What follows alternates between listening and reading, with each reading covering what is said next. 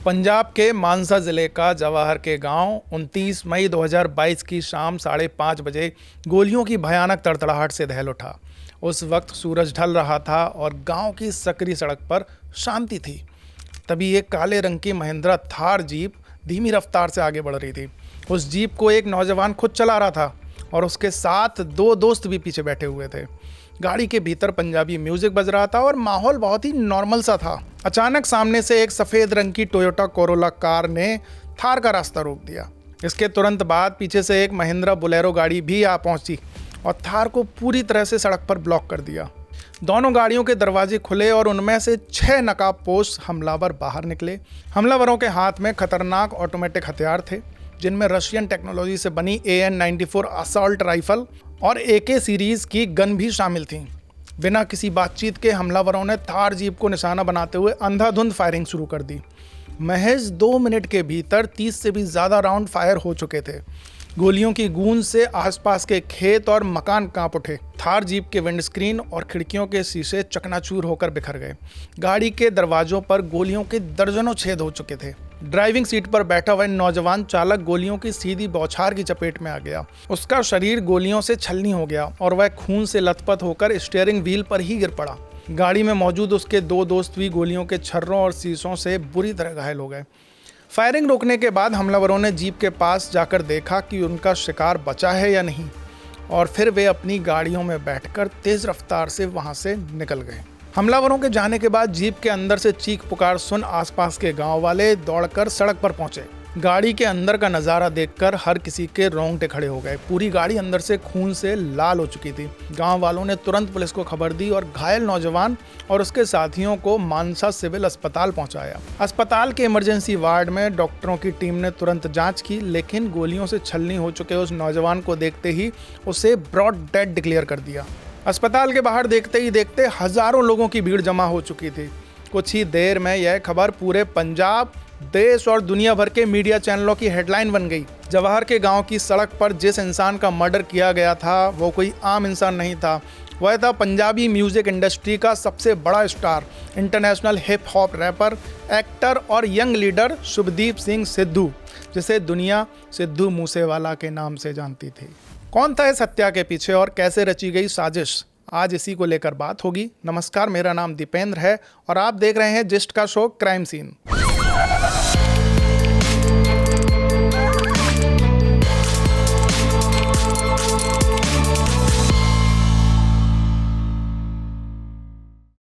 महज 28 साल की उम्र में सिद्धू मूसेवाला की इस तरह अचानक हुई हत्या ने म्यूजिक वर्ल्ड, पॉलिटिक्स और उनके करोड़ों फैंस को गहरे सदमे में डाल दिया।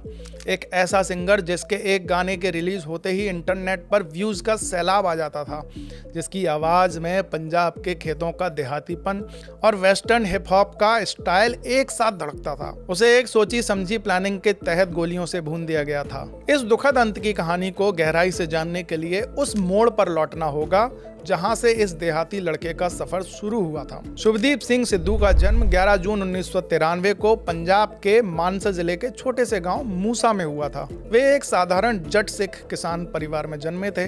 उनके पिता बलकौर सिंह सिद्धू इंडियन आर्मी से रिटायर होने के बाद खेती का काम संभालते थे, जबकि उनकी मां चरण कौर गाँव की सरपंच चुनी गई थी। मूसा गाँव की मिट्टी, फसलों की महक, ट्रैक्टरों की आवाज और पंजाब के ग्रामीण जीवन का शुभदीप के मन पर बहुत गहरा असर पड़ा। बचपन से ही शुभदीप अपनी दादी के बहुत करीब थे।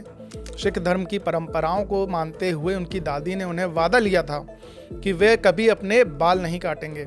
उनके पिता बलकौर सिंह एक एक्सीडेंट की वजह से लंबे बाल नहीं रख पाते थे, इसलिए शुभदीप अपनी दादी की इस बात को अपना फर्ज मानते थे और उन्होंने हमेशा अपने लंबे बालों को पगड़ी में सहेज कर रखा। शुभदीप ने अपनी शुरुआती पढ़ाई अपने गांव मूसा के ही सरकारी प्राइमरी स्कूल से की। इसके बाद आगे की स्कूली शिक्षा के लिए वे मानसा शहर के government model senior secondary school गए। जब वे 6th क्लास में थे तब उन्होंने पहली बार वेस्टर्न हिप हॉप म्यूजिक सुना। अमेरिकन रैपर टुपैक शकूर के गानों ने उनके अंदर म्यूजिक का शौक जगा दिया। वे अपनी कॉपियों के पीछे तुकबंदी करने लगे और गांव की बोली में गाने लिखने लगे। स्कूली पढ़ाई पूरी करने के बाद शुभदीप ने लुधियाना के मशहूर गुरु नानक देव इंजीनियरिंग कॉलेज में इलेक्ट्रिकल इंजीनियरिंग में एडमिशन लिया। साल 2016 में उन्होंने अपनी बीटेक की डिग्री भी पूरी कर ली। इंजीनियरिंग की पढ़ाई के दौरान भी उनका ध्यान म्यूजिक में ही लगा रहा। लुधियाना में रहते हुए उन्होंने म्यूजिक टीचर हरविंदर बिट्टू से सिंगिंग की ट्रेनिंग ली। इसी दौरान उन्होंने लोकल पंजाबी सिंगर्स के लिए गाने लिखना शुरू किया। अपने गांव मूसा से प्यार के चलते उन्होंने अपना स्टेज नाम रखा सिद्धू मूसेवाला, यानी मूसा गांव का रहने वाला सिद्धू। इंजीनियरिंग की पढ़ाई पूरी करने के बाद साल 2016 में ही शुभदीप आगे की पढ़ाई और करियर के लिए कनाडा चले गए। वे ओंटारियो के ब्रैम्पटन शहर में इंटरनेशनल स्टूडेंट के तौर पर पहुंचे, जहां उन्होंने शेरिडन कॉलेज और हम्बर कॉलेज में एडमिशन लिया। कनाडा का ब्रैम्पटन शहर उस समय पंजाबी प्रवासियों के लिए पंजाबी म्यूजिक का बड़ा सेंटर बन चुका था। वहां रहकर उन्होंने ट्रैप म्यूजिक और हिप हॉप बीट्स को करीब से समझा। म्यूजिक इंडस्ट्री में उनकी पहली बड़ी कामयाबी साल 2016 में ही आ गई, जब उनके लिखे गाने लाइसेंस को मशहूर पंजाबी सिंगर निंजा ने गाया। इस गाने ने रातों रात युवाओं के बीच धूम मचा दी। इसके बाद साल 2016 में सिद्धू मूसेवाला ने खुद माइक संभाला और सिंगर गुलरेज अख्तर के साथ जी वैगन गाने से अपना सिंगिंग डेब्यू किया। लेकिन उनके करियर का सबसे बड़ा मोड़ साल 2016 के आखिर में आया, जब उन्होंने सो हाई गाना रिलीज किया। सो हाई के हैवी ट्रैप म्यूजिक और सिद्धू मूसेवाला की कड़क और देहाती आवाज के कॉम्बिनेशन ने पंजाबी म्यूजिक के सारे पुराने रिकॉर्ड्स तोड़ दिए। इस एक गाने ने उन्हें रातों रात इंटरनेशनल लेवल का स्टार बना दिया। इसके बाद सन्नी माल्टन के साथ मिलकर ब्राउन बॉयज ग्रुप के बैनर तले उनके कई हिट गाने आए। साल 2018 में सिद्धू मूसेवाला का पहला ऑफिशियल एल्बम PBX1 आया। इस एल्बम ने बिलबोर्ड कनाडाई एल्बम चार्ट में 66th रैंक हासिल की। ईसा जट्टा, फेमस और जट्टा दा मुकाबला जैसे गानों ने उन्हें युवाओं का यूथ आइकॉन बना दिया। साल 2019 में उन्होंने लंदन के फेमस वायरलेस फेस्टिवल में परफॉर्म किया और वे इस फेस्टिवल के स्टेज पर इंटरनेशनल हिप हॉप स्टार्स के साथ परफॉर्म करने वाले पहले इंडियन पंजाबी आर्टिस्ट बने। साल 2020 में उन्होंने स्नेचेस गेट स्टिचेस नाम का सेल्फ प्रोड्यूस्ड मिक्स टेप जारी किया। इसके बाद साल 2021 में उन्होंने 32 गानों का एक बड़ा एल्बम मूसे टेप रिलीज किया। इस एल्बम ने ग्लोबल लेवल पर नया रिकॉर्ड बनाया। मूसे टेप के गानों ने स्पॉटिफाई, यूट्यूब और एप्पल म्यूजिक पर करोड़ों व्यूज हासिल किए और ये कनाडा में 65वें और न्यूजीलैंड में 33वें म्यूजिक चार्ट्स में जगह बनाने में कामयाब रहा। ब्रिटिश रैपर मिस्ट और स्टेफलॉन डॉन के साथ उनका गाना 47 भी बहुत पसंद किया गया। सिद्धू मूसेवाला की इस बड़ी सफलता के साथ साथ विवाद भी उनके पीछे लगे रहे। पंजाबी म्यूजिक इंडस्ट्री में उनकी सबसे बड़ी musical rivalry singer Karan Aujla के साथ रही। दोनों के बीच मनमुटाव तब गहरा गया जब एक लीक हुए वीडियो को लेकर दोनों के मैनेजर आमने सामने आ गए। इसके बाद दोनों ने अपने गानों के जरिए एक दूसरे पर निशाना साधा। करण औजला के गाने लिफाफे के जवाब में सिद्धू मूसेवाला ने वार्निंग शॉट्स गाना जारी किया। हालांकि बाद में दोनों ने इस मुद्दे पर बात करना ही बंद कर दिया। धार्मिक और कानूनी मामलों में भी सिद्धू मूसेवाला के कई विवाद रहे। सितंबर 2019 में रिलीज हुए उनके गाने जट्टी जीव ने मोड़ वर्गी में 17th सेंचुरी की सिख महिला योद्धा माई भागो का नाम आने पर सिख संगठनों ने कड़ा विरोध जताया। मानसा और बठिंडा में उनके खिलाफ शिकायतें दर्ज हुई। विवाद बढ़ता देख सिद्धू मूसेवाला ने सोशल मीडिया पर सभी से माफी मांगी और मार्च 2020 में अकाल तख्त साहिब में जाकर धार्मिक नियमों के तहत माफी भी ली। मई 2020 में कोविड-19 लॉकडाउन के दौरान सिद्धू मूसेवाला के 2 वीडियो इंटरनेट पर काफ़ी वायरल हुए। पहले वीडियो में वे बरनाला जिले के पुलिस शूटिंग रेंज में 6 ऑन ड्यूटी पुलिसकर्मियों की मदद से AK-47 असॉल्ट राइफल चलाते दिख रहे थे। दूसरे वीडियो में वे अपनी पर्सनल पिस्तौल से फायरिंग कर रहे थे। मामला सामने आते ही पंजाब पुलिस ने उन 6 पुलिसकर्मियों को तुरंत सस्पेंड कर दिया और 19 मई 2020 को सिद्धू मूसेवाला के खिलाफ IPC की धारा 188 और आर्म्स एक्ट के तहत मामला दर्ज किया। अरेस्ट से बचने के लिए सिद्धू मूसेवाला कुछ दिनों तक छिपे रहे। 2 जून 2020 को बरनाला जिला कोर्ट ने उनकी अग्रिम जमानत याचिका को खारिज कर दिया। इसके बाद 6 जून 2020 को नाभा शहर में नाकेबंदी के दौरान पुलिस ने उनकी कार की काली फिल्म के लिए चालान काटा। जुलाई 2020 में वे पुलिस जांच में शामिल हुए और उन्हें कोर्ट से रेगुलर बेल मिल गई। बेल मिलने के तुरंत बाद उन्होंने संजू नाम का एक नया गाना जारी किया। इस गाने में उन्होंने अपनी तुलना बॉलीवुड एक्टर संजय दत्त से की। इंटरनेशनल शूटर अवनीश सिद्धू की शिकायत के बाद पंजाब पुलिस ने उनके खिलाफ आर्म्स एक्ट का एक और मुकदमा दर्ज किया। साल 2021 के अंत में सिद्धू मूसेवाला ने पॉलिटिक्स में भी एंट्री ले ली। दिसंबर 2021 में वे औपचारिक रूप से इंडियन नेशनल कांग्रेस पार्टी में शामिल हो गए। पार्टी ने उन्हें साल 2022 के पंजाब असेंबली इलेक्शन में मानसा सीट से अपना कैंडिडेट बनाया।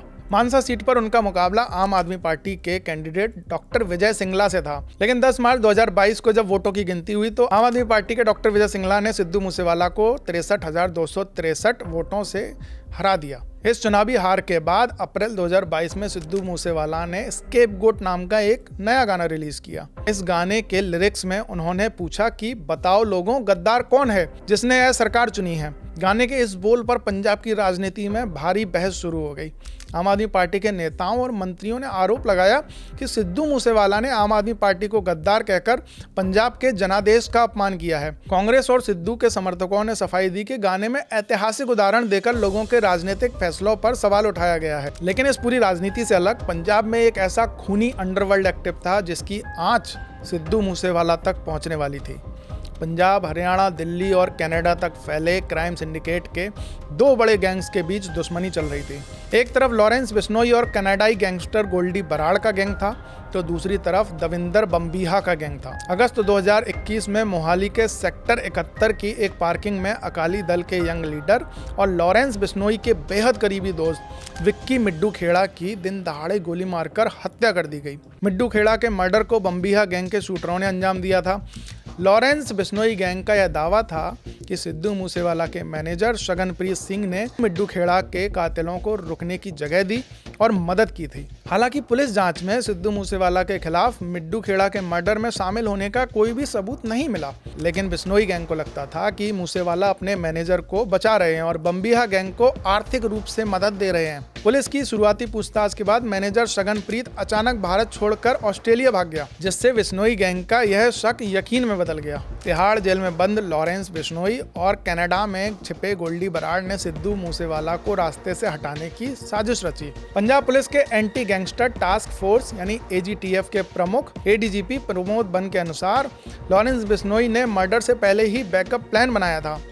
बिश्नोई ने फर्जी डॉक्यूमेंट्स के आधार पर दिल्ली के पासपोर्ट ऑफिस से अपने भाई अनमोल बिश्नोई और भतीजे सचिन थापन के नाम पर पासपोर्ट बनवाए। मर्डर से पहले ही अनमोल बिश्नोई और सचिन थापन को भारत से बाहर भगा दिया गया ताकि पुलिस उन तक ना पहुंच सके। 28 मई 2022 को पंजाब सरकार ने VIP लोगों की सुरक्षा समीक्षा के तहत 424 लोगों की पुलिस सिक्योरिटी को या तो कम कर दिया या हटा दिया गया। सिद्धू मूसेवाला की सिक्योरिटी में लगे 4 पुलिस कमांडो में से 2 कमांडो को वापस बुला लिया गया। सबसे बड़ी चूक ये थी कि सिक्योरिटी में कटौती की गई 424 हस्तियों की लिस्ट उसी शाम सोशल मीडिया पर लीक हो गई। मानसा में छिपे शूटरों तक यह खबर पहुंच गई कि मूसेवाला की सुरक्षा अब आधी हो गई है। 29 मई 2022 की शाम 4:30 बजे सिद्धू मूसेवाला अपने मूसा गांव स्थित घर से मानसा के पास जवाहर के गांव जाने के लिए निकले। वे अपनी बुलेट प्रूफ गाड़ी छोड़कर बिना बुलेट प्रूफ वाली थार से निकले। उनके 2 पड़ोसी दोस्त गुरविंदर और गुरप्रीत जीप में सवार हुए।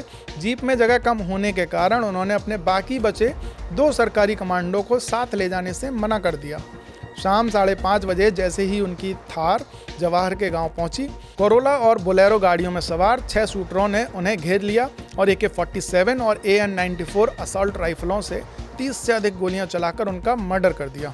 मर्डर के कुछ ही घंटों बाद कनाडा में बैठे गोल्डी बराड़ के नाम से सोशल मीडिया पर एक पोस्ट आया जिसमें ऐलान किया गया लॉरेंस बिश्नोई गैंग ने विक्की मिड्डू खेड़ा के मर्डर का बदला लेने के लिए सिद्धू मूसेवाला की हत्या की है। पंजाब पुलिस ने पूरे राज्य में अलर्ट जारी किया और AGTF ने इस जांच को संभाला। पुलिस ने मर्डर में शामिल 6 शूटरों की तलाश में बड़ा ऑपरेशन चलाया। 20 जुलाई 2022 को पुलिस को खबर मिली कि 2 मेन शूटर जगरूप सिंह रूपा और मनप्रीत सिंह उर्फ मन्नू कुस्सा अमृतसर जिले में भारत पाकिस्तान बॉर्डर के पास भकना गांव की एक सुनसान बिल्डिंग में छुपे हुए हैं। पुलिस टीम ने उस बिल्डिंग को घेर लिया। लगभग 5 घंटे तक चले पुलिस एनकाउंटर में जगरूप सिंह रूपा और मन्नू कुस्सा दोनों मारे गए। मौके से पुलिस ने AK-47 राइफल, पिस्तौल और कारतूस बरामद किए। इसके बाद 26 फरवरी 2023 को तरन तारण जिले के गोइंदवाल साहिब जेल में एक और खूनी वारदात हुई। मूसेवाला मर्डर केस में बंद बिश्नोई गैंग के गुर्गों के बीच आपस में ही लड़ाई हो गई। इस लड़ाई में आरोपी मनदीप सिंह उर्फ तूफान और मनमोहन सिंह उर्फ मोहाना की जेल के भीतर ही मारपीट में मौत हो गई। सिद्धू मूसेवाला की मौत के बाद उनके गानों के लिरिक्स और उनकी मौत के बीच संयोगों ने सभी को हैरान कर दिया। इन सभी कोइंसिडेंस यानी संयोगों का दावा सोशल मीडिया पर किया गया। क्या थे ये संयोग वो भी बता देते हैं। अपने मर्डर से ठीक 14 दिन पहले 15 मई 2022 को उन्होंने द लास्ट राइड गाना रिलीज किया था। ये गाना अमेरिकन रैपर टुपैक शकूर की याद में बनाया गया था।